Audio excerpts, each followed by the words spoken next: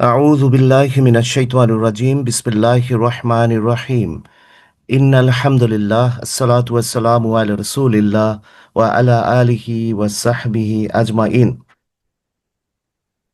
শ্রদ্ধেয় সুপ্রিয় স্নেহের এবং যারা উপস্থিত আছেন সকল ভাই বোনদেরকে জানাচ্ছি আসসালামু আলাইকুম ওয়া রাহমাতুল্লাহ। আল্লাহ আপনাদের উপরে রহমত এবং আল্লাহর শান্তি বর্ষণ করুক। শুরুতেই সর্বশক্তিমান আল্লাহর প্রশংসা করছি। দিনের শত ব্যস্ততা এবং সরকারি ছুটির মধ্যেও আমরা আল্লাহর গুটি কয়েক বান্দা একত্রিত হয়েছি একটি গুরুত্বপূর্ণ বিষয়, যার সাথে ইসলামী আকিদা এবং বিশ্বাস এবং বেশ কিছু ব্যাপার জড়িত, তেমনি একটি বড় পর্ব অর্থাৎ ইসরা এবং মিরাজ সম্পর্কে কুরআন এবং সুন্নাহর আলোকে কিছু জিনিস জেনে নেওয়া। এখানে প্রথমে একটি জিনিস সুস্পষ্ট করছি যে মিরাজ সম্পর্কে বাংলাদেশে আমাদের অনেক রকমের ভুল ধারণা, বিদআত এবং কিছু কুসংস্কার জড়িত আছে, কিছু ভুল বিশ্বাস জড়িত আছে, যা সরাসরি আকিদার ক্ষেত্রে ক্ষতিকর বলে প্রমাণিত হয়েছে। আজকে আমরা কোনো বিরোধপূর্ণ বিষয়ে আলোচনা না করে শুধুমাত্র আল্লাহ সুবহানাহু ওয়া তাআলার দেওয়া শেষ সংবিধান, শেষ কিতাব, শেষ মহাগ্রন্থ আল কুরআন থেকে ইসরা এবং মিরাজ সম্পর্কে যা উল্লেখিত হয়েছে তা হুবহু দেখে নেব। এবং এই বিষয়ে অনেক হাদিস আছে, কিছু কিছু হাদিস জাল অর্থাৎ মাউদু এবং কিছু কিছু দুর্বল হাদিস আছে, দাইফ হাদিস আছে, সেগুলোকে এড়িয়ে কেবলমাত্র আমরা সহিহ বুখারীর উল্লেখিত একটি হাদিসকেই এখানে আলোকপাত করব, যাতে করে সংক্ষেপে আমরা ইসরা এবং মিরাজ সম্পর্কে জেনে নিতে পারি। ইনশাআল্লাহ তাআলা আমরা শুরু করতে যাচ্ছি। আসলে এখানে দুটো বিষয়, আমরা সাধারণত শুধু মিরাজ নিয়ে কথা বলি, কিন্তু পুরো অংশটাকে আসলে মূলত দুটো ভাগে ভাগ করা যায়। প্রথমে হচ্ছে ইসরা এবং পরেরটি হচ্ছে মিরাজ। আমরা দুটো বিষয়কেই আলাদা করে এখানে উপস্থাপন করব কোরআন এবং সুন্নাহ অনুযায়ী। প্রশ্ন আসে, তাহলে ইসরা কি? আমরা তো সাধারণত মিরাজ শব্দটাই শুনে থাকি, অনেকেই জানি, যারা এই বিষয়ে জানেন না তাদের বিষয়ে উপস্থাপন করছি। বিশেষ করে ইসরা শব্দটির অর্থ হচ্ছে রাত্রিকালীন সফর, অর্থাৎ রাতে যে ভ্রমণ করা হয় সেটাকে বলা হয় ইসরা। এবং মিরাজ শব্দটির অর্থ হচ্ছে ঊর্ধ্বে গমন, অর্থাৎ মহাকাশে গমন কিংবা সাত আসমানে গমন, অর্থাৎ ঊর্ধ্বে গমন। তাই ইসরা এবং মিরাজ দুটি ভিন্ন বিষয়, কিন্তু একটি আরেকটির সাথে সম্পর্কিত, যা একই সময়ে একই দিনে সংঘটিত হয়েছিল। ইসরা অর্থ ইসলামী পরিভাষায় মসজিদুল হারাম থেকে মসজিদুল আকসা পর্যন্ত যে সফর, সেটাকেই ইসরা বলা হয়। অর্থাৎ আমরা সবে মেরাজ বলে যা জানি, লাইলাতুল মেরাজ বলে যা জানি, বা এই ধরনের যেগুলো আমরা প্রতিভাষা বা আমরা তাদের ইসরা এবং মিরাজ সম্পর্কে যে আহ, পরিভাষা আমরা জানি সাধারণত সবই মেরাজ, সেটা মূলত প্রথমে ইসরা দিয়েই শুরু। অর্থাৎ রাসূল সাল্লাল্লাহু আলাইহি সাল্লামকে মসজিদুল হারাম থেকে মসজিদুল আকসা পর্যন্ত যে সফর করানো হয়, সেটা প্রথম অংশটাকে বলা হচ্ছে ইসরা। আমরা জানি মসজিদুল হারাম পবিত্র মক্কা নগরীতে অবস্থিত এবং মসজিদুল আকসা প্যালেস্টাইনে অবস্থিত। এবার আমরা দেখি নিই পবিত্র কোরআনে ইসরা সম্পর্কে কি বলা হয়েছে। বনি ইসরায়েল নামে যে সূরাটা, সেই সূরাটার আরেকটি নাম কিন্তু আল ইসরা। এখানে বনি ইসরায়েলে আল্লাহ সুবহানাহু ওয়া তাআলা বলছেন, পরম এবং আউযু বিল্লাহি মিনাশ শাইতানির রাজিম, বিসমিল্লাহির রহমানির রহিম। পরম পবিত্র এবং মহিমাময় সত্তা তিনি, যিনি স্বীয় বান্দাকে রাত্রিবেলায় ভ্রমণ করিয়েছিলেন। অর্থাৎ এখানে রাত্রিকালের ভ্রমণের ব্যাপারটাই উল্লেখিত হয়েছে। যিনি রাত্রিকালে ভ্রমণ করিয়েছিলেন মসজিদুল হারাম থেকে মসজিদে আকসা পর্যন্ত, যার চারদিকে আমি পর্যাপ্ত বরকত দান করেছি, যাতে আমি তাকে কুদরতের কিছু নিদর্শন দেখিয়ে নেই। নিশ্চয় তিনি পরম শ্রবণকারী ও দর্শনশীল। অর্থাৎ সূরা বনী ইসরায়েলের প্রথম যে আয়াতটা, সেখানে আল্লাহ এইটাকে বর্ণনা করেছেন এইভাবে যে তিনি তার বান্দাকে ভ্রমণ করিয়েছেন মসজিদুল হারাম থেকে মসজিদে আকসা পর্যন্ত। এখানে ছোট্ট একটি আকীদার বিষয় আমি ক্লিয়ার করছি। সেটি হচ্ছে, এখানে স্বীয় বান্দাকে আল আব্দ বলা হচ্ছে, স্বীয় বান্দাকে বলা হচ্ছে রাসূল সাল্লাল্লাহু আলাইহি সাল্লামকে, অর্থাৎ বান্দা অর্থ কিন্তু তিনি সশরীরে গিয়েছেন। আমাদের দেশে ইদানিং বা গত কয়েক দশকে একটা কথা প্রচলিত হয়ে আসছে, যেটা একটি বলবো যে সম্পূর্ণ ভিত্তিহীন, সেটা যে রাসূল সাল্লাল্লাহু আলাইহি সাল্লাম হয়তো অতীন্দ্রিয়ভাবে বা এটাকে বলে যে উনি ফিজিক্যালি যান নাই, উনি হয়তো অন্য কোনো জগতে বা কল্পনার জগতে আল্লাহ ওনাকে নিয়ে গেছেন। এখানে আল্লাহ আব্দ শব্দটা ব্যবহার করেছেন। এবং এখানে আল্লাহ বলছেন যে যার চারিদিকে, অর্থাৎ মসজিদুল আকসার চারিদিকে আল্লাহ তখন কিছু বরকত দান করেছেন, এবং তাকে আমি কুদরতের কিছু নিদর্শন দেখিয়েছি। অর্থাৎ সে মসজিদুল আহ, হারাম থেকে মসজিদুল আকসা পর্যন্ত আল্লাহ তাকে বেশ কিছু মুজিজা রাসূল সাল্লাল্লাহু আলাইহি সাল্লামকে বা নিদর্শন দেখিয়েছেন। এবং আল্লাহ বলছে তিনি নিশ্চয়ই পরম শ্রবণকারী এবং দর্শনশীল। আমরা জানি বাইতুল্লাহর চারপাশে ঘিরে যে মসজিদটা, অর্থাৎ মক্কা, যেখানে মক্কা শরীফে যে আমরা কাবা শরীফ বলছি বাইতুল্লাহ, সে বাইতুল্লাহর যেখানে অবস্থিত সেখানে চারপাশ ঘিরেই আসলে এই অংশটাকে মসজিদুল হারাম বলে, এটা আমরা জানি। আর মসজিদুল আকসা বলতে বর্তমানে ইহুদিরা যে জায়গাটাকে অবরোধ করে রেখেছে, প্যালেস্টাইনে জেরুজালেমে অবস্থিত মুসলমানদের প্রথম কিবলা। আমরা জানি যে রাসূল সাল্লাল্লাহু আলাইহি সাল্লামের আহ, নবুয়তের পর একটা বিশেষ সময়ে আল্লাহ পাক এই কিবলাটাকে উনি চেঞ্জ করে দিয়েছিলেন, অর্থাৎ মসজিদুল আকসা থেকে মসজিদুল হারামে। আমরা যারা হজে গিয়েছি বা যাবো ইনশাল্লাহ, সেখানে ভ্রমণের একটা অংশ হিসাবে মসজিদে কিবলাতাইনে নিয়ে যাওয়া হয় হাজিদেরকে, যেখানে দেখা যায় যে দুটো কিবলা রয়েছে, জাস্ট একটির অপর দিকে আরেকটি কিবলা, অর্থাৎ একটি হচ্ছে মসজিদুল আকসার দিকে, যেটা আমাদের প্রাথমিক কিবলা ছিল, এবং আরেকটা ছিল মসজিদে হারামের দিকে। এবং এই বিষয়ে কুরআন একটি আয়াতও আছে, আপনারা জানেন, যে আল্লাহ বলছেন যে তুমি বারবার আমি আপনার আমার আপনি বারবার ওদিকে তাকাচ্ছেন, অর্থাৎ আল্লাহ রাসূল সাল্লাল্লাহু আলাইহি সাল্লামের যে ইচ্ছাটা ছিল মক্কার দিকে, উনি সেই কিবলা পরিবর্তন করেন, এবং ঠিক সেই অবস্থায় উনি কিবলা পরিবর্তন করেন সালাতরত অবস্থায়, যখন সাহাবীরা তাকে অনুসরণ করে। কুরআনে আরেকটি সূরা, সূরা আন-নাজমে মিরাজ সম্পর্কে বলা হয়েছে। আমরা এই আয়াতটিকে হুবহু উপস্থাপন করছি। বিসমিল্লাহির রহমানির রহিম। নক্ষত্রের কসম, যখন অস্তমিত হয়, তোমাদের সঙ্গী পথভ্রষ্ট হননি, বিপদগামীও হননি, এবং প্রবৃত্তির তাড়নায় কথা বলেন না। অর্থাৎ রাসূল সাল্লাল্লাহু আলাইহি সাল্লাম পরের দিন যখন এই ব্যাপারটা সবাইকে জানান, তখন সবাই এটা নিয়ে খুব হাসাহাসি করে, কেউ কেউ নাউজুবিল্লাহ বলে যে উনি তো পাগল হয়ে গেছেন, কারণ উনি কি করে সম্ভব এক রাত্রে মক্কা থেকে প্যালেস্টাইন অর্থাৎ জেরুজালেমে যাওয়া, আহ, এটা কি করে সম্ভব, এত দীর্ঘপথ কিভাবে রাত্রে এটাকে অতিক্রম করা সম্ভব? তিনি নিশ্চয়ই বোধহয় বিভ্রান্ত হয়ে গেছেন, এবং তিনি বোধহয় প্রবৃত্তির তাড়নায় কথা বলছেন। এখানে আল্লাহ নিজে সাক্ষ্য দিচ্ছেন যে তোমাদের সঙ্গে পথভ্রষ্ট হন এবং বিপদগামও হননি, এবং প্রবৃত্তির তাড়নায় কথা বলেন না। এরপরে দেখেন আল্লাহ বলছেন কোরআন ও হি, যা প্রত্যাদেশ হয়, অর্থাৎ এই বিষয়টা আল্লাহ ওয়াহির মাধ্যমে কিন্তু নিশ্চিত করছেন। তাকে শিক্ষাদান করে এক শক্তিশালী ফেরেশতা। এখানে জিবরিল আলাইহিস সালামকে বলা হয়েছিল মালাইকা, যিনি নিজে এসেছিলেন, এবং আমরা পরবর্তীতে এটা সম্পর্কে জানব। সহজাত শক্তি সম্পন্ন সে নিজ আকৃতিতে প্রকাশ পেয়েছিল, অর্থাৎ তার নিজের শক্তিমত্তা এবং নিজের সহজাত যে শক্তি সম্পন্ন, সে নিজের আকৃতিতে ওই দিন তিনি প্রকাশিত হয়েছিলেন। ঊর্ধ্ব জগতে অতঃপর নিকটবর্তী হলেন এবং ঝুলে গেলেন, অর্থাৎ ওনারা দুজনে ঊর্ধ্ব জগতে যখন উঠে যান, পরস্পর ওনারা নিকটবর্তী হন এবং ঝুলন্ত অবস্থায় ছিলেন। তখন দুই ধনুকের ব্যবধান ছিল অথবা তারও কম। এখানে একটি আকীদাগত বিষয় ক্লিয়ার করছি অনেকেই, আমি পরে ব্যাপারটাকে একটু ক্লিয়ার করব। প্রথমে বলেছি যে কিছু কিছু আমাদের ভুল ধারণা, অনেকের ধারণা যে ওই দিন রাতে রাসূল সাল্লাল্লাহু আলাইহি সাল্লামের সাথে আল্লাহর সরাসরি দেখা হয়েছে এবং তাদের মাঝখানে এক ধনুকের পরিমাণ ব্যবধান ছিল। বিষয়টি তাফসীরের মাধ্যমে এই ভুল ধারণার অপনোদন করা হয়, অপসারণ করা হয়, এবং বলা হয় যে না, এটা জিবরিল আলাইহিস সালাম এবং রাসূল সাল্লাল্লাহু আলাইহি সাল্লামের মাঝখানে যে ব্যবধানটা, যেটা আমরা এই আয়াতের মাধ্যমে সুস্পষ্টভাবে নিজের চোখে দেখতে পাচ্ছি।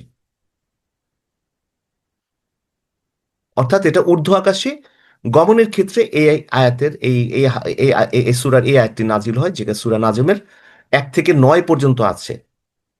আয়াতের বাকি অংশ হচ্ছে তখন আল্লাহ তার দাসের প্রতি, এখানে দেখেন আব্দ শব্দটা আবার এসছে, রাসূল সাল্লাল্লাহু আলাইহি সাল্লামের কথা বলা আছে। আল্লাহ তার দাসের প্রতি যা প্রত্যাদেশ করবার তা প্রত্যাদেশ করলেন। কিন্তু রাসূল সাল্লাল্লাহু রূহের প্রতি প্রত্যাদেশ করেনি, তার সশরীরে তিনি গিয়েছিলেন, তাকে তিনি প্রত্যাদেশ করলেন বেশ কিছু আদেশ, যেটা আমরা পরে জানবো। আহ রাসূলের অন্তর মিথ্যা বলেনি যা সে দেখেছে। তোমরা কি সেই বিষয়ে বিতর্ক করবে যা সে দেখেছে? অর্থাৎ রাসূল সাল্লাহ সাল্লামকে বিভিন্ন জিনিস দেখানো হয়, তাকে বিভিন্ন স্তরে নিয়ে যাওয়া হয় আকাশের, তিনি সেখানে বিভিন্ন নবী রাসূলদের সাথে দেখা করেন এবং তাকে জান্নাত দেখানো হয়, জাহান্নাম দেখানো হয় এবং আরো বেশ কিছু নিদর্শন আল্লাহ তাকে দেখান। আহ, সেখানে সমস্ত নবী রাসূলদের সাথে তার দেখা হয়, একত্রে সলাত আদায় করেন। তো এই বিষয়গুলো সম্পর্কে বলা হচ্ছে এবং আল্লাহ বলছে যে নিশ্চয়ই সে তাকে আরেকবার দেখেছিল, অর্থাৎ জিবরিল আলাইহিসসালামকে আরেকবার দেখেছিল। দেখেন এখানে কিন্তু স্পষ্ট, এখানে আল্লাহকে দেখার বিষয়টা কিন্তু আসেনি। জিবরিল আলাইহিসসালামকে আমরা সবাই জানি যে যেটা আহ, প্রথম যে আয়াত, বিসমিল্লাহির রহমানির রহিম, ইকরা বিসমি রব্বিকাল্লাযী খালাক। তো এই যে প্রথম যে আয়াতটি নাজিল হয় আমরা জানি সেটা আহ, আহ, জাবালে নূরে, যেখানে রাসূল সাল্লাহ সাল্লামের সাথে প্রথমে জিবরিল আলাইহিস সালামের দেখা হয়। এখানে আল্লাহ এখানে উল্লেখ করছেন যে নিশ্চয়ই সে তাকে আরেকবার দেখেছিল।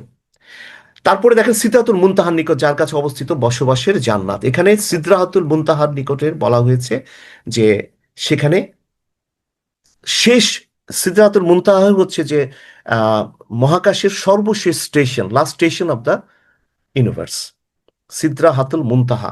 এখানে আল্লাহর আরশের ঠিক নিচে একটি বৃক্ষ আছে, সে বৃক্ষের জায়গাটাই হচ্ছে শেষ যেখানে রাসূল সাল্লাহ সাল্লাম গিয়েছিলেন এবং জিবরিল আলাইহিস সালাম ওই পর্যন্তই গিয়েছেন। এরপরের জিবরিল আলাইহিস সালামের যাওয়ার কিংবা রাসূল সাল্লাহ সাল্লামের যাওয়ার আর অনুমতি ছিল না। এটাই হচ্ছে কোনো কারোর জন্য সর্বশেষ অনুমতি, যেখানে আল্লাহর নিকটতম জায়গায় যেতে পারে, এরপরে যাওয়ার কোনো অনুমতি ছিল না। এখানে বলা হচ্ছে সে সিদরাতুল মুনতাহার কথা, যখন বৃক্ষটি তার আচ্ছন্ন হওয়ার তদ্বারা আচ্ছন্ন ছিল, তার দৃষ্টি বিভ্রম হয়নি এবং সীমা লঙ্ঘনও করেননি। নিশ্চয়ই সে তার পালনকর্তার মহান নিদর্শনাবলী অবলোকন করেছে। সো এখানে আমরা যেটা সূরা নাজমের আয়াতটা আমরা দেখে নিলাম, এখানে সুস্পষ্টভাবে পুরো ব্যাপারটি সূরা নাজমে মিরাজের ব্যাপারটা সংক্ষেপে বর্ণিত হয়েছে। আমি এখন আসলে এই মিরাজ এবং ইসরার যে ঘটনাটা, সেটা আমি সবাইকে অনুরোধ করবো এই ব্যাপারটা যদি বিস্তারিত জানতে হয় আমরা অন্য কোনো সোর্সে না গিয়ে সহিহ বুখারীর হাদিসটি আমি উল্লেখ করব এবং বেশ কিছু হাদিস আছে যেগুলো সহিহ হাদিসের মাধ্যমে, আসলে এখানে অনেক বেশি দীর্ঘ, একটি মাত্র 40 মিনিট বা 35 মিনিটের মধ্যে এটাকে পূর্ণাঙ্গভাবে বলাটা কিছুটা চ্যালেঞ্জিং এবং সেখানে কিছু তথ্যের ব্যাঘাত ঘটতে পারে। সেজন্য আমরা কেবলমাত্র একটি বা দুটি বা তিনটি হাদিস, যেটা সহি মুসলিমে বা সহি বুখারিতে মুত্তাফাকুন আলাইহির হাদিস হিসেবে উল্লেখিত হয়েছে, সেগুলো আমরা সংক্ষেপে বলবো। পুরো ইসরা এবং মিরাজের ঘটনাটাকে আমরা সংক্ষেপে অল্প কয়েকটি মূল হেডিং এর মাধ্যমে জানার চেষ্টা করি ইনশাআল্লাহ তাআলা, আল্লাহ সহজ করে দিন। অধিকাংশ ও নির্ভরযোগ্য হাদিসের বর্ণনা অনুসারে এই ঘটনাটি হিজরাতের 1 বছর আগে সংঘটিত হয়। বাট এখানে সুস্পষ্টভাবে বলতে চাচ্ছি, আমরা যে দিনটিকে সরাসরি মিরাজ বলে ঘোষণা দিয়ে থাকি, আসলে এই বিষয়ে আহ, মত পার্থক্য আছে যে সেটা আসলে কবে হয়েছিল। তবে এই কথাটি মোটামুটি শিওর এবং এটা সহি বর্ণনায় জানা যায়, সেটা হচ্ছে যে এটা হিজরতের 1 বছর আগে সংঘটিত হয়েছিল। এই বিষয়ে আসলে বিস্তারিত বলা যায় যে যেটা জানা যে রাসূল সাল্লাল্লাহু আলাইহি সাল্লাম ওই সময়টায় খাদিজা রাদিয়াল্লাহু আনহা মারা যান, এরপরে আবু তালিব মারা যান এবং বেশ কিছু ঘটনা হয় যে সময়টাতে আসলে রাসূল সাল্লাল্লাহু আলাইহি সাল্লাম সবচেয়ে বেশি আল্লাহর পরীক্ষার মধ্যে পড়েন এবং সেই সময়টাকে রাসূল সাল্লাল্লাহু আলাইহি সাল্লামের একটা রিলিফ আল্লাহ দিয়েছিলেন এই ইসরা এবং মিরাজের মাধ্যমে। এরপরে হচ্ছে ওই রাতে জিবরিল আলাইহিস সালাম তাকে উঠিয়ে বুরাকের পিঠে চড়িয়ে মসজিদে হারাম থেকে মসজিদে আকসা পর্যন্ত নিয়ে যান, যেটা হচ্ছে ইসরার প্রথম অংশ। সেখানে তিনি আম্বিয়া আলাইহিসসালাম সাথে সালাত আদায় করেন, অর্থাৎ সেখানে সকল নবী রাসূলদের সাথে তিনি সালাত আদায় করেন এবং অন্য বর্ণনাতে জানা যায় যে সেখানে তিনি এই সলাতের নেতৃত্ব বা ইমামতি করেন।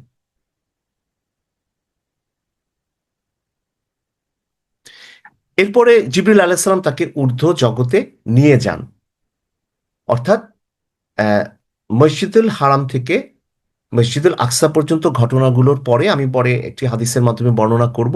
এরপরে জিবরিল আলাইহিস সালাম রাসূল সাল্লাল্লাহু আলাইহি ওয়াসাল্লামকে ঊর্ধ্ব জগতে নিয়ে চলেন। আকাশের বিভিন্ন স্তরে বিভিন্ন নবীর সাথে তার সাক্ষাৎ হয়। আমি সংক্ষেপে প্রথমে বলছি। অর্থাৎ প্রথম আসমান, দ্বিতীয় আসমান, তৃতীয়, আমরা জানি 7টা আসমান রয়েছে। প্রত্যেকটি আসমানে রাসূল সাল্লাল্লাহু আলাইহি ওয়াসাল্লামের সাথে বিভিন্ন নবী রাসূলদের সাক্ষাৎ হয়ে থাকে।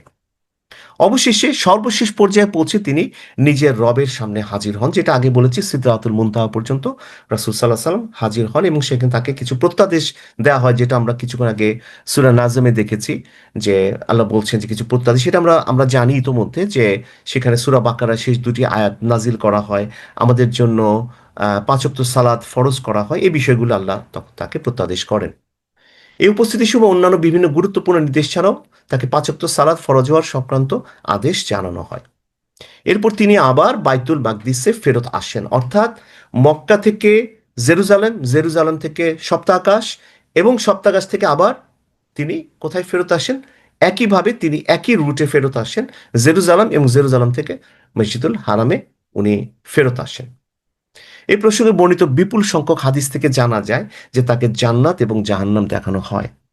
বিষয়টি আসলে চোখের পলকে বা খুবই অল্প সময়ের মধ্যে সংঘটিত হয় বলেই অনেকে কিন্তু বিষয়গুলোকে বিশ্বাস করতে চান না, এবং এত অল্প সময়ের মধ্যে তাকে জান্নাত জাহান্নাম কিভাবে দেখানো হলো, এই বিষয়গুলো আসলে মানুষকে একটা কনফিউশনে ফেলে। অনেকে তখন ইসলাম থেকে বেরিয়ে যাওয়ার একটা অবস্থা হয়। মূলত এখানে কিন্তু আমাদের ইমানের একটি বড় পরীক্ষা রয়েছে, যে আল্লাহ যেটা সুনিশ্চিতভাবে কোরআনে বলছেন সেটা নিয়ে আমাদের মধ্যে কোনো যুক্তি, কোনো তর্ক, কোনো বিজ্ঞান, কোনো কিছু এখানে আসা উচিত না।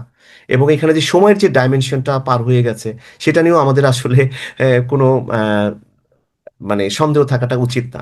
আমরা বোধহয় একটি বিষয় জানি, আমি এখানে জাস্ট একটু প্রসঙ্গের বাইরে গিয়ে বলছি, যে যখন পরের দিন এমন একটা অবস্থা হলো, তখন আমরা জানি যে আবু বকর সিদ্দিক, যে কথাটা বলা হয় তাকে সিদ্দিক বলা হয়েছিল, যে পূর্ণাঙ্গভাবে বিশ্বাসী, বা উনি আহ, শুনেই সেটা বিশ্বাস করেছিলেন, যে সবাই এসে বলল যে আপনার রাসূল তো, আপনার মোহাম্মদ একেবারেই পাগল হয়ে গেছে, নাউজুবিল্লাহ, যে তিনি এমন কথা বলছেন, এক রাতের মধ্যে উনি মক্কা থেকে জেরুজালেম ঘুরে এসেছেন। দেখেন মানুষের বিশ্বাস, আমাদের ইমানের যে স্তরটা আছে কতটুকু। সেদিন আবু বকর সিদ্দিক রাদিয়াল্লাহু তাআলা আনহু বলেছিলেন যে আল্লাহ যদি 50,000 বছরের সমান দূরত্ব অতিক্রম করে জিবরিল আলাইহিস সালামকে আকাশ থেকে ওয়াহি দিয়ে পাঠিয়ে দেন মুহূর্তে, সে আল্লাহর পক্ষে কি সম্ভব না রাসূল সাল্লাল্লাহু আলাইহি সাল্লামকে আকাশে নিয়ে যাওয়া? আল্লাহ সুবহানাল্লাহ। এইভাবে হচ্ছে যে ইমানের যে পরীক্ষা, আমাদের আসলে সেভাবে চিন্তা করা উচিত, যে আল্লাহ পবিত্র কুরআনে যা সুস্পষ্ট বলেছেন সেটার বিষয়ে আসলে কোনো সন্দেহ রাখা উচিত নয়। এবার আমি বিস্তারিত ঘটনাটি একটি হাদিসের উপর নির্ভর করে সংক্ষেপে, বা একটি বা কয়েকটি হাদিসের আমি শুধু সংক্ষেপে এটা একটু আলোচনা করব।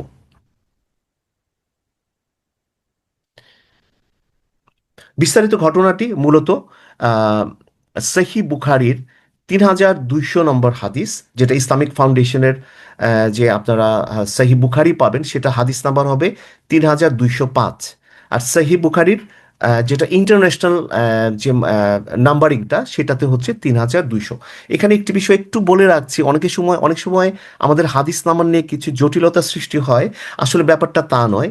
International way of numbering the হাদিস ইজ কমপ্লিটলি ডিফারেন্ট, যেটার সাথে আমাদের বাংলাদেশের যে অনুবাদগুলো, আমরা কমন হাদিসগুলোকে বাদ দিয়ে দিয়ে অনেক সময় হাদিস নাম্বার করে থাকি, যেটা ইসলামিক ফাউন্ডেশনের যেটা সহি বুখারীর যে অনুবাদ পাওয়া যায়, সেটাতে কমন হাদিসগুলোকে একত্রিত করে অনেক সময় হাদিস নাম্বারে কম বেশি করা হয়। অর্থাৎ বাংলাদেশে তাওহীদ পাবলিকেশনের যে সহি বুখারীর যে অনুবাদটা আপনারা পাবেন, সেখানে দেখবেন যে ইন্টারন্যাশনাল যেভাবে একটা হাদিসের করা হয়, অর্থাৎ নাম্বারিংটা করা হয়, সেটা একটা কিতাবের উপর, অর্থাৎ হাদিসের মধ্যে বেশ কিছু, যেমন কিতাবুল সলা, আহ, এইভাবে আলাদা, কিতাবুল তাওহীদ, কিতাবুল, এইভাবে আলাদা আলাদা করে কিন্তু প্রত্যেকটা চ্যাপ্টারের নাম্বারিং করা হয়। সেই চ্যাপ্টার অনুযায়ী আবার হাদিস নাম্বার করা হয়। তো সেই নাম্বার অনুযায়ী আপনারা যদি খোঁজেন তাহলে দেখবেন যে সহিহ বুখারীর 3200 নম্বর হাদিসে বিস্তারিত দেওয়া আছে। সেই হাদিসটির উপর ভিত্তি করে মূল সারাংশ, পূর্ণাঙ্গ বিবরণ আমি সংক্ষেপে তুলে ধরার চেষ্টা করছি ইনশাআল্লাহ তাআলা। এটা আগেই বলা হয়েছে যে অধিকাংশ এবং নির্ভরযোগ্য হাদিসের বর্ণনা অনুসারে এই ঘটনাটি হিজরতের 1 বছর আগে সংঘটিত হয়, যে সময়টা রাসূল সাল্লাল্লাহু আলাইহি সাল্লাম প্রচণ্ডভাবে, আমরা জানি তায়েফের ঘটনা, যেখানে রাসূল সাল্লাল্লাহু আলাইহি সাল্লামের কপাল থেকে এমনভাবে সবাই ইট ছুঁড়ে মারছিল, পাথর ছুঁড়ে মারছিল, এবং সে রক্তে রাসূল সাল্লাল্লাহু আলাইহি সাল্লাম পা ভিজে গিয়েছিল। সেই সময়টা রাসূলের এত প্রচণ্ড রকমের যে পরীক্ষার মধ্যে দিয়ে যাচ্ছেন, আল্লাহ wanted to give him a relief, যেটার মাধ্যমে ওনার শারীরিক এবং মানসিক একটা স্থিতি, একটা প্রশান্তি, একটা সাকিনা আসে। তো এই ঘটনাটি আসলে হিজরতের 1 বছর আগেই সংগঠিত হয়েছিল। এবং আমরা জানি হিজরা বলতে হচ্ছে মক্কা থেকে মদিনাতে রাসূল সাল্লাল্লাহু আলাইহি সাল্লাম যে মাইগ্রেশন করেছিলেন, হিজরা করেছিলেন, সেটাই আসলে হিজরতের বছর, যেটা আহ, নবুয়তের 13তম বছরে, 13 বা 12.5 13তম বছরে ধরা হয়ে থাকে। মালাইক বা ফিরিস্তাগুলো রাসূল সাল্লাল্লাহু আলাইহি ওয়াসাল্লামের বক্ষ মোচন করেন এবং জমজমের পানি দ্বারা ধৌত করা হয়। এখানে আমি হাদিসটি পড়ে শোনাচ্ছি। রাসূল সাল্লাল্লাহু আলাইহি ওয়াসাল্লাম ইরশাদ করেছেন, আমি যখন কাবা ঘরের হাতিমের মধ্যে মতাত্তর হিজর শায়িত ছিলাম, তখন হঠাৎ একজন আগন্তুক জিবরিল আলাইহিস সালাম, জিবরিল আলাইহিস সালামের কথা বলছেন, যে আমি তখন ওই রাতে উনি তখন ওখানে শায়িত ছিলেন। কোথায়? হাতিমের মধ্যে, যে জায়গাটা আমরা মক্কাতে আমরা গিয়ে দেখেছি, একটা ছোট্ট জায়গা, অংশটুকু আলাদা করা আছে, সেটাকে হাতিম বলা হয়। বা অন্য একটা হাদিসের বর্ণনায় বলা হচ্ছে যে হিজরে শায়িত ছিলাম, তখন হঠাৎ একজন আগন্তুক অর্থাৎ জিবরিল আলাইহিস সালাম আমার কাছে আসলেন। তিনি আমার এখান থেকে ওখান পর্যন্ত, অর্থাৎ উনি দেখিয়ে বলে বক্ষদেশে, পেট থেকে, বুক থেকে পেট পর্যন্ত বিদীর্ণ করলেন। এরপর আমার হৃৎপিণ্ড বের করা হলো। তারপর ইমান এবং হিকমাতের পরিপূর্ণ একটি সোনার পাত্র বা তশরি আনা হলো। সেই তশতরি আনা হলো এবং আমার হৃৎপন্থটি, অর্থাৎ রাসূল সাল্লাল্লাহু আলাইহি সাল্লামকে শুয়ে অজ্ঞান অবস্থায় ওনার হৃৎপিণ্ডটি বের করে, হাড়টি বের করে জমজমের পানি দিয়ে ধৌত করে পুনরায় ইমান এবং হিকমত দ্বারা পরিপূর্ণ করে যথাস্থানে রেখে দেওয়া হলো। অর্থাৎ রাসূল সাল্লাল্লাহু আলাইহি ওয়াসাল্লামের একটা বক্ষ উন্মোচন হয় ঊর্ধ্বাকাশে নেওয়ার আগে। এটা কেন করা হয়েছে, কি জন্য করা হয়েছে, এই প্রশ্নগুলোর উত্তর একমাত্র আল্লাহ জানেন। এরপরে জিবরিল আলাইহিস সালাম তাকে উঠিয়ে বুরাকের পিঠে চড়িয়ে মসজিদে হারাম থেকে মসজিদে আকসা পর্যন্ত নিয়ে যান। বুরাক শব্দটির সাথে আলো বা আলোকযান বা এই ধরনের কিছু পরিভাষাগত সম্পৃক্ততা রয়েছে, আমরা বিস্তারিত যাচ্ছি না। এবার বর্ণনাতে যাচ্ছি। হাদিসে রাসূল সাল্লাল্লাহু আলাইহি ওয়াসাল্লাম বলছেন, বুরাকে চড়ে বাইতুল মাকদিস সফর, অর্থাৎ বাইতুল মাকদিস আমরা মসজিদের আকসা যেটা বলি, পবিত্রতম জায়গা, বাইতুল মাকদিস সফর। এরপর আমার কাছে রাসূল বলছেন, অর্থাৎ ঠিক তখনই এখান থেকে বাইতুল হারাম থেকে, বাইতুল্লাহ থেকে মসজিদুল আকসাতে নিয়ে যাওয়া হলো। সেখানে রাসূল বলছেন, এরপর আমার কাছে খচ্চরের চেয়ে ছোট এবং গাধার চেয়ে বড়, লক্ষ্য করি, খচ্চরের চেয়ে ছোট এবং গাধার চেয়ে বড় একটি সাদা রঙের পশু আনা হলো, যার নাম বোরাক। তার এক একটি কদম পড়েছিল তার দৃষ্টির শেষ সীমানায়। অর্থাৎ সে বুরাক রাসূল সাল্লাল্লাহু আলাইহি ওয়াসাল্লামকে নিয়ে যখন যাচ্ছিলেন, রাসূল সামনে তাকে দৃষ্টির শেষ সীমানা পর্যন্ত, তার যেন মনে হচ্ছিল যে এক একটি কদম এত দূরে, তার মানে এটা কত দ্রুত ছিল। আমাকে তার উপর সাওয়ার করানো হলো এবং জিবরিল আলাইহিস সালাম আমাকে নিয়ে চলেন। অর্থাৎ এই সময় রাসূল সাল্লাল্লাহু আলাইহি সাল্লামের সাথে জিবরিল আলাইহিস সালাম ছিলেন, এবং যেটা বর্ণনা আগে কিন্তু একবার উল্লেখ করা হয়েছে। এরপর তিনি জেলে মসজিদে হারামে তিনি আগে রাসূলদের সাথে মসজিদুল আকসায় উনি সালাত আদায় করেন, এটা আমরা আগে বলেছি। এরপরে আসমানে, আসমান সমূহে আরোহণ, তখন জিবরিল আলাইহিস সালাম তাকে ঊর্ধ্ব জগতে নিয়ে গেলেন। এই ব্যাপারে রাসূল সাল্লাল্লাহু আলাইহি সাল্লাম বলছেন, আমি আগে বলেছিলাম যে প্রত্যেকটি আসমানে রাসূল সাল্লাল্লাহু আলাইহি সাল্লাম নবী রাসূলদের সাথে দেখা করেন, তার সাথে সাক্ষাৎ হয়। এই বর্ণনাটা এসছে এই হাদিসের মাধ্যমে। আমরা সময় পেলে 3200 নম্বর হাদিসটি সহিহ বুখারীর পড়ে নেওয়ার চেষ্টা করব। রাসূল সাল্লাল্লাহু আলাইহি ওয়াসাল্লাম বলছেন যে প্রথম আসমানে জিবরিল আলাইহিস সালামের সাথে প্রথম আসমানে গিয়ে দ্বার খোলার অনুরোধ জানালেন। অর্থাৎ জিবরিল আলাইহিস সালাম প্রথম আসমানে গিয়ে, আমরা জানি প্রত্যেকটা আসমানে দরজা রয়েছে, সে দরজা আমাদের দরজার মতো কিনা সেটার প্রশ্নর ব্যাপার, বা সেটা নিশ্চিত নয়, কিন্তু প্রত্যেকটা আকাশে একটি করে দরজা রয়েছে। সেখানে জিবরিল আলাইহিস সালাম প্রথম আসমানে গিয়ে দ্বার খোলার অনুরোধ করলেন। তখন সেখানে যে পাহারাদার ছিলেন, যে ফেরেশতা, জিজ্ঞেস করলেন, আপনি কে? জিবরিল আলাইহিস সালাম বললেন, আমি জিবরিল। তারপর জিজ্ঞেস করা হলো, আপনার সাথে কে? তিনি বললেন, মোহাম্মদ সাল্লাল্লাহু আলাইহি ওয়াসাল্লাম। এরপরে সেখানে আদম আলাইহিসসালামের সাথে তার সাক্ষাৎ হলো। অর্থাৎ প্রথম আসমানে আদম আলাইহিসসালামের সাথে রাসূল সাল্লাল্লাহু আলাইহি ওয়াসাল্লামের সাক্ষাৎ হলো। তিনি আমাকে স্বাগত জানালেন এবং আমার জন্য দোয়া করলেন। এখানে বিস্তারিত বর্ণনা অন্যান্য হাদিসগুলো তো আছে, বাট সময় স্বল্পতার কারণে আমি বিস্তারিত যাচ্ছি না, এবং বিস্তারিত জানার এখানে আপাতত প্রয়োজন নেই। আমরা মূল বিষয়গুলোকে আজকে ফোকাস করছি। দ্বিতীয় আসমানে, এখানে ইয়াহিয়া আলাইহিস সালামের ও ঈসা আলাইহিস সালামের, দ্বিতীয় আসমানে এখানে ইহা আলাইহিসসালাম এবং ঈসা আলাইহিসসালামের সাথে সাক্ষাৎ হলো। তারা দুজন খালাতো ভাই, এটা আমরা জানি। তারা আমাকে স্বাগত জানালেন। অর্থাৎ দ্বিতীয় আসমানে একইভাবে দরজা খোলা হলো, অন্য বর্ণনায় বিস্তারিত আছে।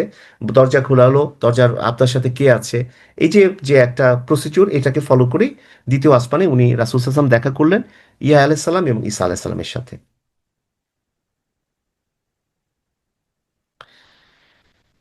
তৃতীয় আসমানে ইসুফ আলাইসাল্লামের সাথে সাক্ষাৎ করা হলো। তাকে পৃথিবীর অর্ধেক সৌন্দর্য দান করা হয়েছিল। এখানে অন্য হাদিসে ও রাসূল সাল্লাম ইসুফ আলাইসাল্লাম সম্পর্কে বর্ণনা করেছেন, তার চুলের রং কেমন ছিল, দেখতে কেমন ছিলেন। ঈসা আলাইসাল্লামের চুলের রঙের কথা বলা আছে যে কেমন।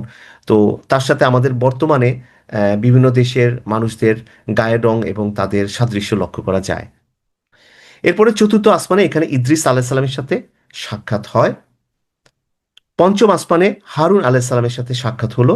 ষষ্ঠ আসমানে এখানে মুসা আলাইসাল্লামের সাথে তার রাসূল সাল্লাল্লাহু আলাইহি ওয়াসাল্লামের সাক্ষাৎ হলো। তখন আমি তাকে অতিক্রম করে যাচ্ছিলাম, সেই সময় তিনি কাঁদছিলেন। কান্নার কারণ জিজ্ঞেস করা হলে মুসা আলাইসাল্লাম বললেন, আমার পর একজন যুবককে নবী করে পাঠানো হয়েছে, যার উম্মত আমার উম্মতের চেয়ে বেশি সংখ্যায় জান্নাতে প্রবেশ করবে। এই কান্নাটা আসলে আফসোসের কান্না, কিংবা মনে হচ্ছে যে আনন্দের কান্না। আমরা অনেক সময় দেখি না যে আমাদের বংশের পরবর্তী যারা, অনেকে দেখা যায় তার ছেলে যদি তার চেয়েও ভালো করে, সে আনন্দে কান্না করে, বা মনে হয় যে আমার চেয়ে সে ভালো করলো। হয়তো কান্নাটা এমনই ছিল। রাসূল সাল্লাল্লাহু আলাইহি ওয়াসাল্লাম বলছেন যে মুসা আলাইহিস সালাম বললেন যে আমার পরে একজন যুবককে নবী করে পাঠানো হয়েছে, যার উম্মত আমার উম্মতের চেয়ে বেশি সংখ্যায় জান্নাতে প্রবেশ করবে। এখানে কিছুটা আফসোসও হয়তো রয়েছিল, যেটা একমাত্র আল্লাহই বলতে পারবেন। সপ্ত আসমান, এখানে ইব্রাহিম আলাইহিস সালামের সাথে সাক্ষাৎ হলো এবং তিনি বাইতুল মামুরে হেলান দিয়ে বসেছিলেন। অর্থাৎ সপ্তম আসমানেই বাইতুল মামুর অবস্থিত।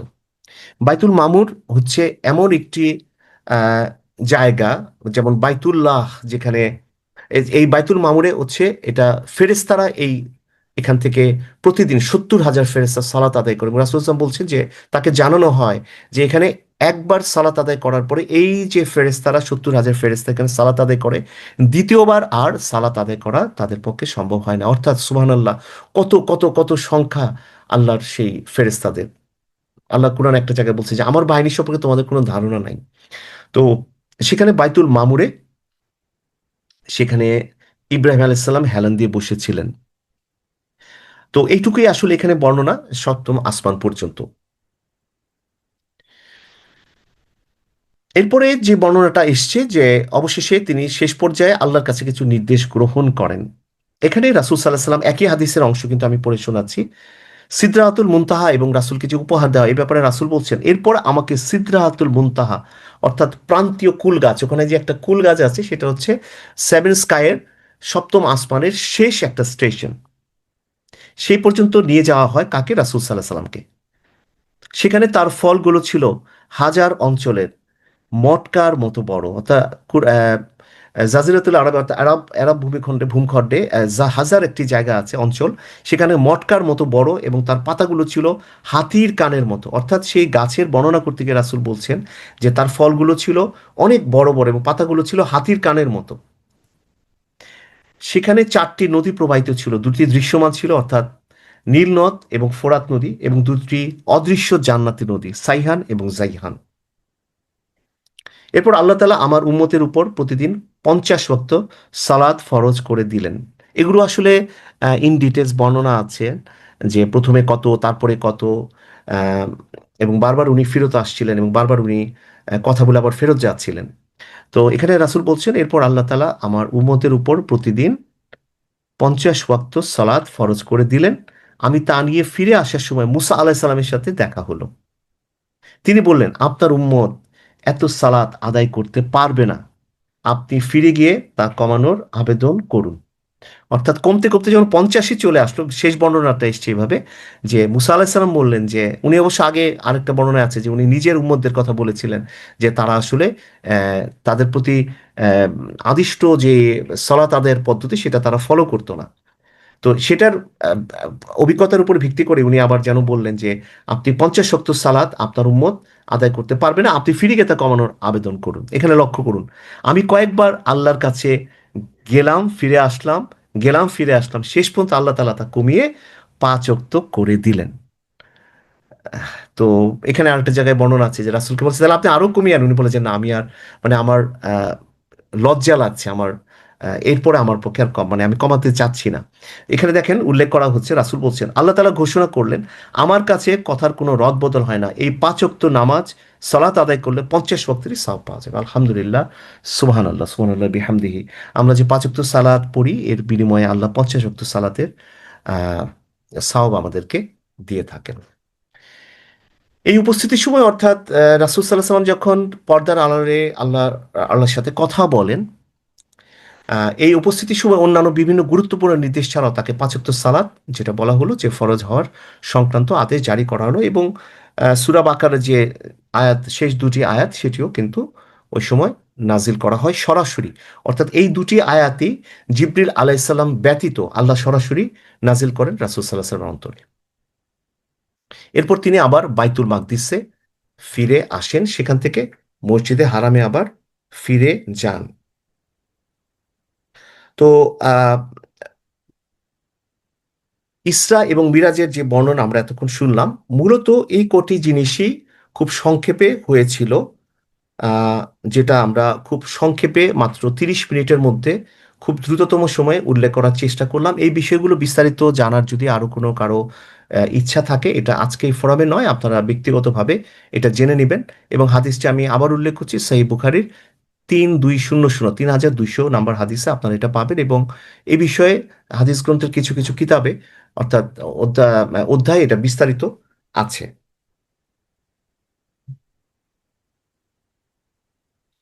আমরা সংক্ষেপে আর একটি জিনিস দেখবো যে আসলে ইসরা এবং মিরাজ থেকে আমাদের আসলে শিক্ষণীয় বিষয়টা আসলে কি, যে আসলে আমরা আহ, কি জন্য জানবো।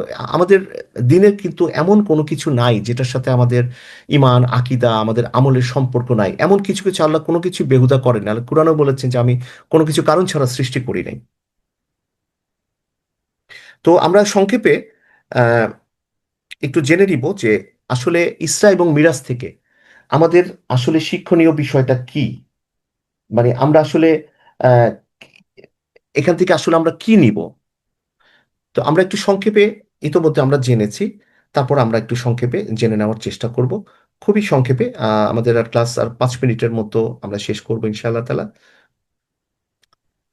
প্রথমত আমাদের শিক্ষণীয় ব্যাপারটা আসলে কি, সেটা হচ্ছে যে আমরা এখানে আমরা যদি দেখি, আমরা বড় 3টি বা 4টি বিষয় বলা হয়। যেটি প্রথমটি হচ্ছে যে 5 ওয়াক্ত সালাত, যে প্রাথমিকভাবে 50 ওয়াক্ত সালাত ফরজ করা হলেও পরবর্তীতে আল্লাহ তা কমিয়ে 5 ওয়াক্ত করেন। তবে আবার আল্লাহ ঘোষণাও কিন্তু করেছে যে 5 ওয়াক্ত সালাত যদি ঠিকমতো কেউ আদায় করে তার 50 ওয়াক্তেরই সওয়াব পাবে। আমাদের জীবনে কিন্তু সবচেয়ে জরুরি বিষয় হচ্ছে সালাত আদায়, এটা যেখানে আমাদের অনেকেরই হয়তো কিছুটা গাফিলতি আছে। আল্লাহ আমাদের এখান থেকে বের করে নিয়ে আসুন। এবং আমরা একটা হাদিসও জানি, যে সালাত যেন একটা মিরাজের মতোই, যে আল্লাহর সাথে একটা দর্শনের মতোই, আল্লাহর সাথে একটা মিলিত হওয়ার মতোই আমরা সালাতের মাধ্যমে। আহ, আমরা কিন্তু জানি যে হাদিসে জিবরিলে বলা হচ্ছে, জিবরিল আলাইহিস সালাম নিজে এসে রাসূল সাল্লাল্লাহু আলাইহি সাল্লামকে বলা হচ্ছিল যে এহসান কি। তো রাসূল বলছেন আপনি বলেন। তো উনি বলেছিলেন যে এহসানটা হচ্ছে এমন ভাবে আপনি সালাত আদায় করবেন যেন আপনি আল্লাহকে দেখছেন, আর যদি সেটা সম্ভব না হয় তাহলে এমন ভাবে সালাত আদায় করেন যে আল্লাহ আপনাকে দেখছেন।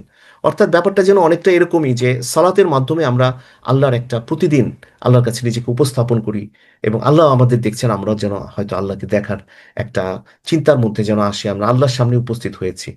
তো 5 ওয়াক্ত সালাত ঠিক মতো আদায় করলে আমরা 50 ওয়াক্ত সালাতের সওয়াব পাবো। কিন্তু তার চেয়ে জরুরি হচ্ছে যে আল্লাহ নিজে দেখেন। বাকিগুলো কিন্তু আল্লাহ সরাসরি নিজে কিন্তু প্রত্যাদেশ করেন নাই। অর্থাৎ অন্য যে আমাদের যেগুলো আছে, যে মূল বিষয়গুলো, যে হজ করা, তারপরে জাকাত, আহ, এই যে বাকি যে প্রত্যাদেশগুলো, সাওম, রোজা রাখা, এটা কিন্তু আল্লাহ সরাসরি সামনাসামনি থেকে আল্লাহ দেননি, যেটা সালাদকে দিয়েছেন। সূরা বাকারের শেষ দুই আয়াত আমানুর রাসূল থেকে শেষ পর্যন্ত এই সময়টাই আল্লাহ নাজিল করেছেন। আর আপনারা যদি একটু লক্ষ্য করেন, এই দুটো আয়াতের মধ্যে আমাদের ইমানের মূল বিষয়গুলোকে আল্লাহ ওখানে উপস্থাপন করেছেন। যে রাসূলের প্রতি আমরা কোনো পার্থক্য করি না, সমস্ত নবী রাসূল আমাদের কাছে সমান। তো আমরা ঈমান এনেছি আল্লাহর উপরে, তার রাসূলের উপরে, তার কিতাবের উপরে, হ্যাঁ, ভালো মন্দের উপরে। এই বিষয়গুলো যদি আপনারা একটু লক্ষ্য করেন, তাহলে সূরা বাকারার শেষ দুটি আয়াত যদি আমরা একটু অর্থটা সহ দেখি, যে এখানে আল্লাহ বিস্তারিত আহ বিস্তারিত আল্লাহ বলছেন যে আহ, কিভাবে মানুষের জীবনটা পরিচালিত হবে, এবং ইমানের মূল জিনিসগুলো আল্লাহ এখানে কিন্তু উল্লেখ করেছেন।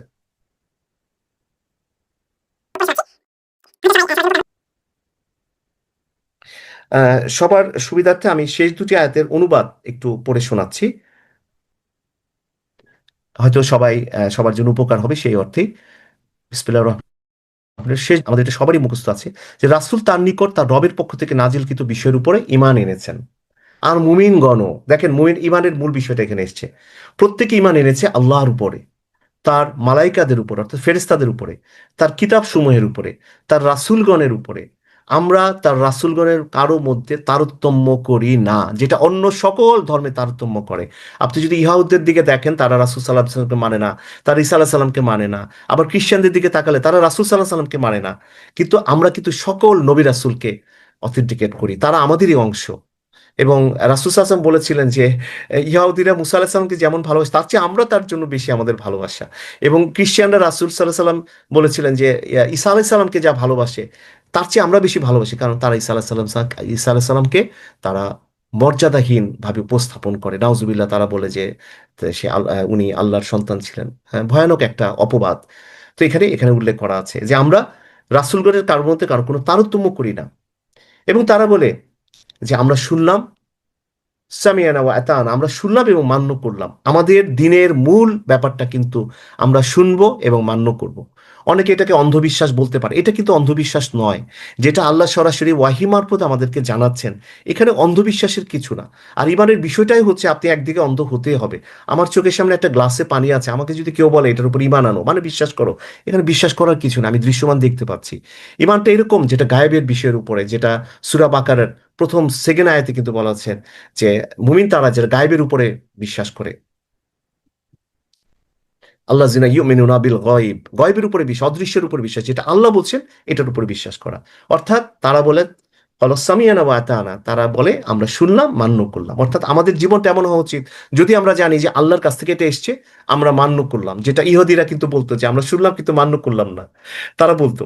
কিন্তু আমরা সেটা বলবো না, এবং এটার মধ্যে আসলে দিনের মূল আমাদের নির্যাসটা আছে। আমরা যুক্তি দিয়ে বিজ্ঞান দিয়ে সবকিছুকে প্রমাণ করতে যাব না, কারণ আল্লাহ হিমসেলফ ইজ দ্য টাইম, আল্লাহ হিমসেলফ ইজ দ্য সায়েন্স। উনি সবকিছু তৈরি করেছেন। আর যিনি তৈরি করেছেন, আল্লাহ বলছেন যে আমি সৃষ্টি করেছি, তা আমি কি জানি না? আল্লাহ যিনি তৈরি করেছেন তিনি সৃষ্টি সম্পর্কে ভালো জানবেন, নাকি সৃষ্ট বস্তু সৃষ্টি সম্পর্কে ভালো জানবেন? এই জন্য আমাদের যুক্তিতর্কগুলোকে, হ্যাঁ, কখনো কখনো ইমানটাকে বিশ্বাসটাকে বাড়ানোর জন্য আমরা সাপ্লিমেন্টারি অনেক কিছুকে উল্লেখ করি, সেটা ইমানটাকে শক্ত করে। কিন্তু মূল আকীদাগত বিষয় আমাদের একমাত্র রেফারেন্স হওয়া উচিত কোরআন এবং সহিহ হাদিস, সেটা যদি সর্বসম্মতভাবে সহিভাবে বর্ণিত হয়। এরপরে আয়াতে বলছে, হে আমাদের রব, আমরা আপনারই ক্ষমা প্রার্থনা করবে, আপনার দিকে প্রত্যাবর্তন স্থল। শেষ আয়াতে আল্লাহ বলছেন, আল্লাহ কোনো ব্যক্তিকে তার সামর্থ্যের বাইরে দায়িত্ব দেন না। দেখেন, এই দুইটা আয়াতের মধ্যে মনে হচ্ছে পুরা দিনটাকে সংক্ষেপে সামারি করে দেওয়া আছে।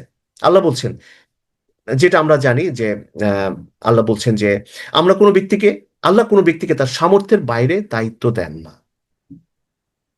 লা ইউকাল্লিফুল্লাহু নাফসান ইল্লা উসাহা, লাহা মা কাসাবাত ওয়া আলাইহা মাকতাসাবাত। সে তাই অর্জন করে, তা তার জন্যই, অর্থাৎ সে যা অর্জন করে সেটাই তার জন্য, অর্থাৎ সে যা পায় সেটা তার নিজস্ব, তার অর্জন। এবং সে যা কামাই করে তা তারই উপর বর্তাবে। এরপরে আল্লাহ খুব সুদীর্ঘ একটা দোয়া আমাদেরকে শিখিয়ে দিয়েছেন। এই দোয়াটা করলে এর মধ্যে সবকিছু আছে। আল্লাহ বলছেন যে হে আমাদের রব, আমাদের শিখিয়েছেন আমরা এইভাবে দোয়া করবো, হে আমাদের রব, আমরা যদি ভুলে যাই অথবা ভুল করি, তাহলে আপনি আমাদেরকে পাকড়াও করবেন না। হে আমাদের রব, আমাদের উপর বোঝা চাপিয়ে দেবেন না, যেমন আমাদের পূর্ববর্তীদের উপর বোঝা চাপিয়ে দেওয়া হয়েছিল। হে আমাদের রব, আপনি আমাদেরকে এমন কিছু বহন করাবেন না যার সামর্থ্য আমাদের নেই। আর আপনি আমাদেরকে মার্জনা করুন এবং আমাদেরকে ক্ষমা করুন, আর আমাদের উপরে দয়া করুন। আপনি আমাদের অভিভাবক, অতএব আপনি কাফির সম্প্রদায়ের বিরুদ্ধে আমাদেরকে সাহায্য করুন। আমরা এতক্ষণ সূরা বাকারার শেষ দুটি আয়াতের বঙ্গানুবাদ শুনলাম। আরো কয়েকটি আরেকটি মূল বিষয়, তিনটি বিষয় উল্লেখ করছি। প্রথমে যেটা বলেছি যে পাঁচ ওয়াক্ত সালাত, দ্বিতীয়ত সূরা বাকারার শেষ দুই আয়াত, আর উম্মতের ক্ষমার ঘোষণা। রাসূল সাল্লাল্লাহু আলাইহি সাল্লামের উম্মতের মধ্যে যারা শিরক থেকে বেঁচে থাকবে, এটা আমাদের জন্য একটা অন্যতম আকীদাগত একটি বড় বিষয় জানা, যে আকীদার ব্যাপারে কেন জানতে হবে, বিশ্বাসগুলো কেন জানতে হবে। কারণ এখানে আরেকটি ঘোষণা আল্লাহ দিয়েছিলেন যে যারা শিরক থেকে বেঁচে থাকবে, অর্থাৎ আল্লাহর সাথে অন্য কাউকে পাশে দাঁড় করানো, সাহায্য চাওয়া, আল্লাহ ছাড়া অন্য কেউ শুনেন, আল্লাহ ছাড়া অন্য কেউ হাজির, আল্লাহ ছাড়া অন্য কেউ নাজির, আল্লাহ ছাড়া অন্য কেউ রিজিক দিতে পারেন, আল্লাহর মতো অন্য কেউ আছে, কোনো পীর ফকির আমরা যেগুলো করে থাকি, মাজার, কোনো কিছু শিরক থেকে যদি কেউ দূরে থাকতে পারে, আল্লাহ তাকে জান্নাতের প্রতিশ্রুতি দিয়েছেন, অর্থাৎ তাকে জাহান্নামী করা হবে না এবং তাকে ক্ষমা করা হবে। আমরা কুরআনও ইয়া জানি যে আহ, শিরক থেকে যে বেঁচে থাকবে আল্লাহ তাকে জান্নাত দেওয়ার নিশ্চয়তা দিয়েছেন। এরপরে ছোট ছোট কয়েকটা বিষয় বলে শেষ করব।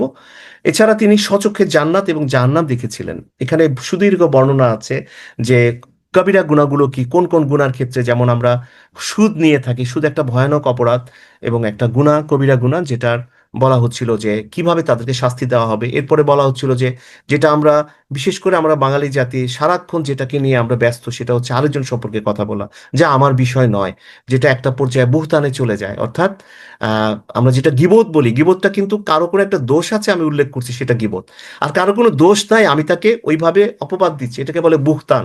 অর্থাৎ আমরা অন্যের সম্পর্কে যেগুলো সাধারণত বলে থাকি, এটা কিন্তু গীবত না, এটা বুহতান, অর্থাৎ মিথ্যাচার, অপবাদ দেয়া। আল্লাহ আমাদের এখান থেকে রক্ষা করুন। এখানে বলা হচ্ছিল যে তাদের কিভাবে শাস্তি দেওয়া হবে, জিনার শাস্তি কিভাবে দেওয়া হবে ইত্যাদি, জাকাত যারা ঠিক মতো দেয় না তাদেরকে কিভাবে শাস্তি দেওয়া হবে, এইগুলো বিভিন্ন সময় দেখিয়েছেন। একই সাথে আল্লাহ কিন্তু আবার জান্নাত দেখিয়েছেন, যে জান্নাতে কত রকম কত কত কত রকম অনুগ্রহ আল্লাহ দিয়েছেন, যেটা সূরা রহমানের শেষের দিকের আয়াতগুলোতে চমৎকার করে আল্লাহ বর্ণনা করছেন। আরো বেশ কিছু এখানে আহ, বর্ণনা দেওয়া হচ্ছে। আল্লাহ কাউকে কাউকে জানিয়ে দিয়েছেন তিনি জান্নাতে হবেন, সেখানে আজান শুনেছেন, উনি বলেছেন এ কে আজান দিচ্ছেন, তো বিলাল রাদিয়াল্লাহু তাআলা আনহুর কথা বলা হয়েছে। কারো পায়ের আওয়াজ পেয়েছেন। তো কিছু কিছু আমলের জন্য এগুলো এসছে, এগুলো ছোট ছোট বর্ণনা থেকে চলে আসে। এছাড়া আরেকটি বিষয় খুব এখানে উল্লেখ্য, সেটা হচ্ছে যে আল্লাহ কোরআনে যেমন বলছেন যে নিশ্চয়ই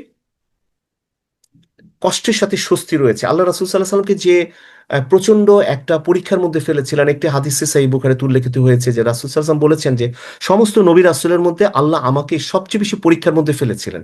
সুবহানাল্লাহ।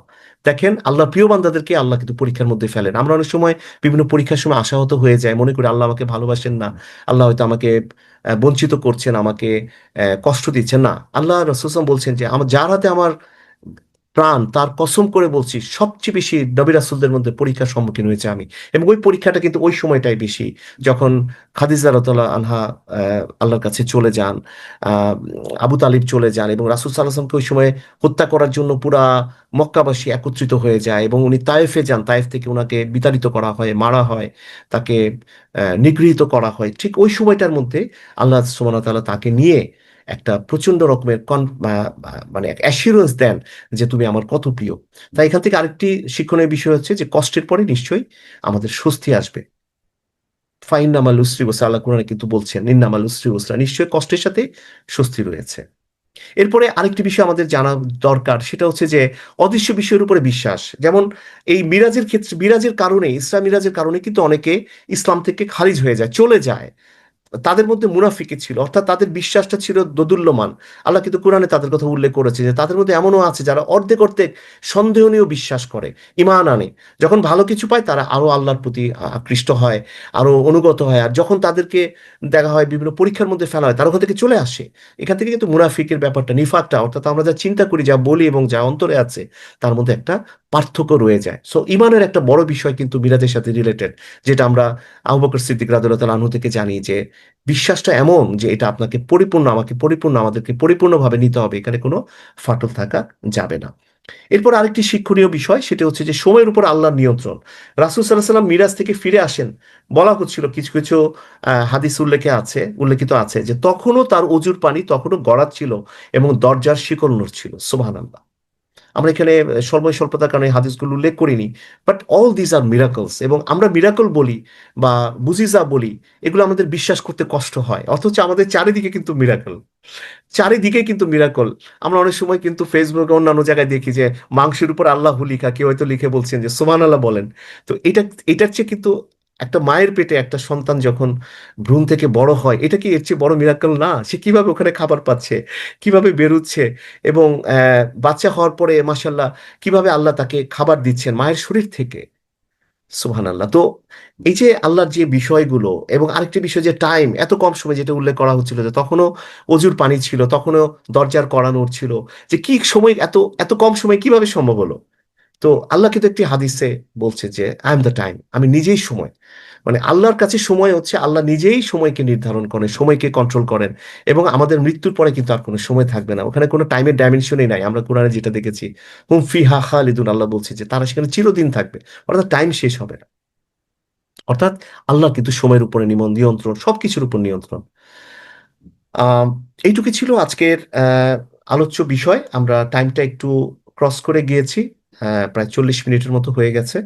তো আমাদের যদি কারো কোনো প্রশ্ন না থাকে, আমরা এই মিরাজ এবং ইসরা থেকে আমাদের যে আমরা যা শিক্ষণীয় আজকে পেয়েছি, আল্লাহ যেন বিশেষ করে সলাৎকে আমরা যেন ঠিক মতো আদায় করতে পারি। আমাদের ইমানের বিষয়গুলো সূরা বাকারার শেষ দুই আয়াতে যেভাবে উল্লেখিত হয়েছে, সে বিষয়ে আয়াতটা আমরা বারবার নিজের তর্জমাটা পড়ে নেওয়ার চেষ্টা করব, নিজের মধ্যে নিয়ে আসার চেষ্টা করব। এবং আল্লাহর উপর ইমান আনাটাকে আমরা আরো বেশি স্ট্রং করব, আরো বেশি মজবুত করার চেষ্টা করব। এবং আহ আল্লাহ যা বলেছেন, আল্লাহর আশায় আমরা যেন, জান্নাতের আশায় আমরা ভালো ভালো কাজ করতে পারি, যেটা রাসূল সাল্লাল্লাহু আলাইহি ওয়াসাল্লাম উনি স্বচক্ষে দেখে এসেছেন। এবং আল্লাহর শাস্তির ভয়ে আমরা যেন হারাম থেকে দূরে থাকতে পারি, যেটা রাসূল সাল্লাল্লাহু আলাইহি ওয়াসাল্লামকে মিরাজে দেখে আনা হয়েছে। এবং সর্বশেষে আমাদের বিশ্বাসটা যেন এমন হয় যেটা আহ, ইস্পাতের মতো, যাতে করে কখনোই আমাদের মধ্যে কোনো কনফিউশন না হয়। আমাদের এইটুকু ছিল আজকের আলোচ্য বিষয়। আহ, আল্লাহ যেন আমাদের সবাইকে সত্যিকারের মুমিন বান্দা হিসেবে কবুল করে নেন, এবং আমরা যেন ইমানের সাথে আল্লাহর কাছে ফেরত যেতে পারি। শেষ করব একটি কথা সবাইকে অনুরোধ করে, সেটি হচ্ছে একটু ভিন্ন বিষয়। সেটি হচ্ছে যে পবিত্র কোরআনটাকে নিজের ভাষায় অধ্যয়ন করা, অনুসরণ করা, নিজের জীবনে প্রতিফলন করাটা অত্যন্ত জরুরি। আমরা যদি সারা বিশ্বের মুসলিমদের সাথে আমাদের একটা পার্থক্য করার চেষ্টা করি, যারা সত্যিকারের মুসলিম, যারা জ্ঞান বিজ্ঞানে এগিয়ে যাচ্ছে, তাহলে আমরা দেখব আমাদের সাথে প্রধানতম পার্থক্য হচ্ছে আমরা নিজের কিতাবটাকে নিজের ভাষায় একবারও সারা জীবনে পড়ি না। এই কথাটা অত্যন্ত দুঃখের সাথে বলছি। আমাদের আশেপাশের যারা আছে, কিংবা আমরাও যারা আছি, আমাদের এই প্রশ্নটা নিজেকে করা উচিত। আল্লাহ একটি মাত্র কিতাব দিয়ে আমাদেরকে পাঠালেন, সেই কিতাবটা একটিবার পড়ার মতো আমাদের ধৈর্য, একটিবার পড়ার মতো আমাদের আগ্রহ কি থাকা উচিত না?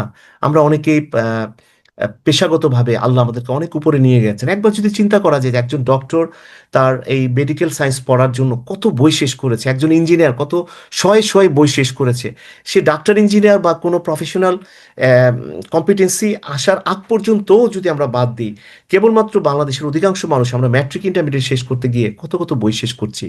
আল্লাহর কিতাবটা আমরা একটিবারও কি পড়ে শেষ করছি? প্রশ্নটা সবার কাছে রেখে আজকের আমাদের ক্লাস এখানে শেষ করছি।